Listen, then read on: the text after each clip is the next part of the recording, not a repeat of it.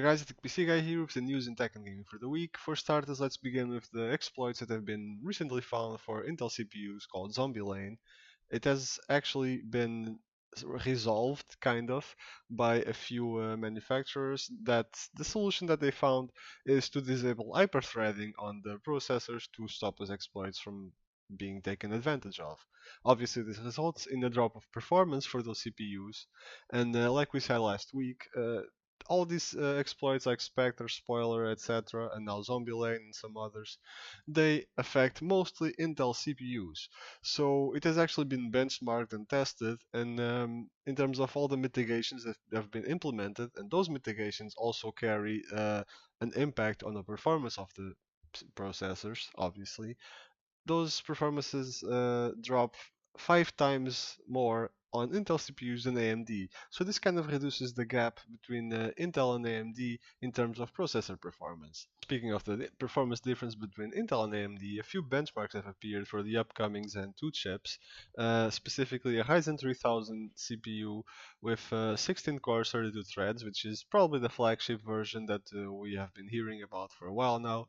Some Cinebench benchmarks have appeared on the Cinebench R15 benchmark, so it's mostly a shorter duration benchmark, so it might not be completely accurate, but it gives us a pretty good indication. And that CPU in particular has scored the score twice as high as the i9 9900K, so that's a pretty exciting performance really, comparing it to the top dog on Intel right now, which will probably not be massively upgraded for a while because of the limitations of the 14 nanometer technology that Intel uses for their CPUs and is not expected to change in the next year or two. So this could be a very solid time for AMD where they'll actually regain their market share at an even faster rate than they already have. If you remember a few weeks back, a German retailer released their statistics, and it turns out that AMD is actually outselling Intel on the PC building market of loose CPUs as opposed to all-in-one systems that are shipped ready. So this could be a very exciting time for Intel, but how does this relate to, for example, gaming, which is, I assume, a lot of us watching a channel like mine are gamers. How does this relate to the gaming? It's not as crazy as the Cinebench benchmark. It's not going to be twice as fast, but it is still faster, and it is still faster by a fair margin, and will probably be by a smaller price as well. So it's rather exciting. Let's wait a second, and we should probably hear a bit more about it next week at Computex. Speaking of Computex, like I said, it's going to start next week. We are expecting to hear news from AMD regarding their Navi GPUs and their Zen 2 processors, like I just mentioned.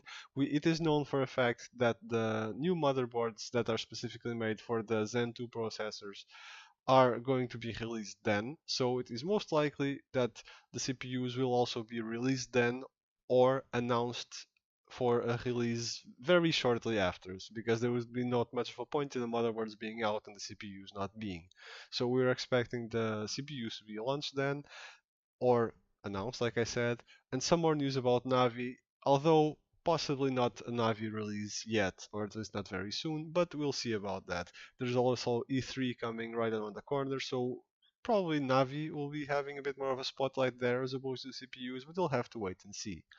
Now, speaking of these releases by AMD, Nvidia is trying to counter the Navi release by teasing a new product line for the probably RTX line of products. They call it Super, and it is actually, and forgive me for looking at my little notes to actually double check the name, because I'm pretty sure it was Super. Yes, it was Super. It's just a teaser, nothing else, just the word Super etched in metal, and that's pretty much it. So not much to go on for. Although it has been released to the GeForce line of announcements, let's say. So it's graphics cards related, most likely, which leads me to believe, and I have not seen this in any other tech channel. Maybe they don't want to speculate, but this is just speculation here, mind you. So take it with a grain of salt. I believe that it is related to the rumors we have been hearing lately that Nvidia might launch a refresh of the RTX line with improved memory. So that is my first guess. We'll see how that turns out. If it is going to be a pricier version of the RTX, or if it will take the price point of the current RTX, and the current RTX will drop a bit in price. I hope it is the second scenario, as someone that hopes to grab an RTX card sooner or later. But we'll have to see. And yeah, as far as Navi goes, everything is pointing out for it to be a competitor more to the for the 2060 and 2070, and not so much for a higher end product. So that might be a bit of a disappointment. I personally think it is a bit of a disappointment because I was hoping for competition at the higher end, but competition is good regardless of the price point, I suppose. And we might have built our expectations a little bit too high over the past few months, especially. We probably were hoping for someone to come and save us from Nvidia's pricing at the high end. Uh, doesn't seem like it's going to happen. Again, this is all reviews. This sorry, not reviews. This is all rumors and leaks, and there is not much to back them up yet. So it's take it all with a grain of salt. But it seems to consistently point out to that performance range.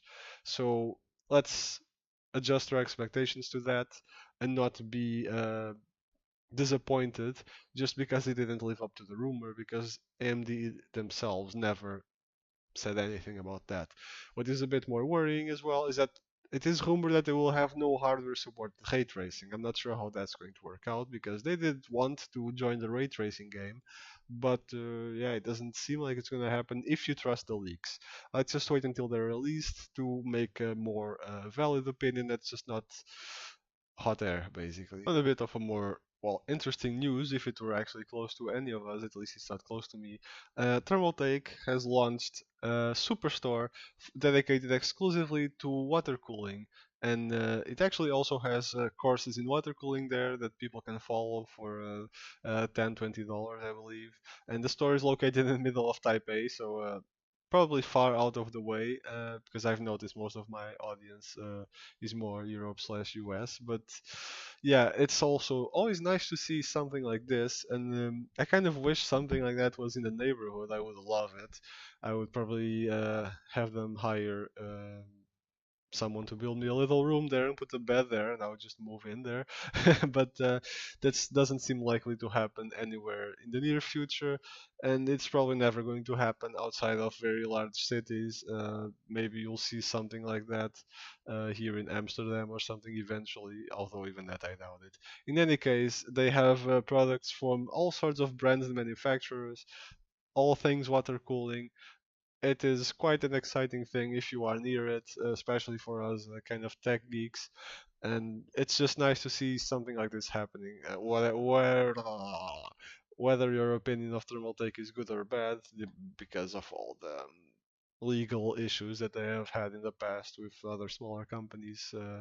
But in terms of the initiative itself, it is something I can get behind and something I would love to visit if I ever had a chance. As far as gaming goes, the big news of the week is definitely the release of the beta version of World of Warcraft Classic. This is basically the vanilla classic World of Warcraft.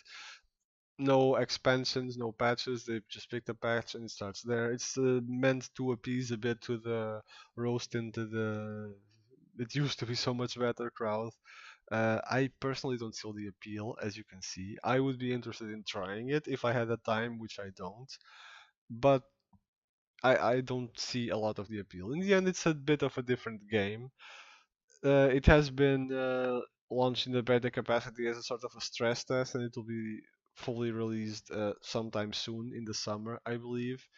It's a classic, and it's a good. I hope it is successful because Warcraft does need a bit of a boost in popularity. Let's say the last few years haven't been great, but on the other hand, I do wish that they put more effort into making the game move forward, as opposed to being stuck in the past and just relaunching Classic. I also believe that what most people loved about Classic is not doable in today's day and age. I believe it is a bit a case of people being nostalgic about how it was, and I'm not sure that given the type of games that are popular today, I am not sure that systems like the and playstyle like that game used to have will be very successful, but we'll have to see. I think it would be, like I said, a more worthwhile use of time to try to modernize modern WoW, and I don't mean change it a lot, but things like the combat system, some of the systems in the game, like the guild systems, whatever. I actually will make a video about that if you are into Warcraft. Stay tuned. And yeah, it seems like a lot of effort is going to Classic when it could be going into progressing the game further on the actual live version. But I hope the game is very successful. I might dip in there to try it once or twice. You can join for free as long as you have a subscription active on the current game, on the live game version. And other than that, it's fully free. So yeah. Best of luck to Blizzard. They probably need it after the last few months. Speaking is difficult. No, this has been it for Tech's I apologize. I need my coffee. This has been it for news in tech and gaming for the week. Hope you guys enjoyed it. Let us know what you think about all these news, whether it be Warcraft or the Megastore or Ryzen and Navi. Uh, Let us know what your opinions are, what you think is going to happen, if you think they are going to be successful or not. This has been Ethic PC Guy. Like, subscribe if you enjoy this content, share our videos with your friends, and I will see you next time.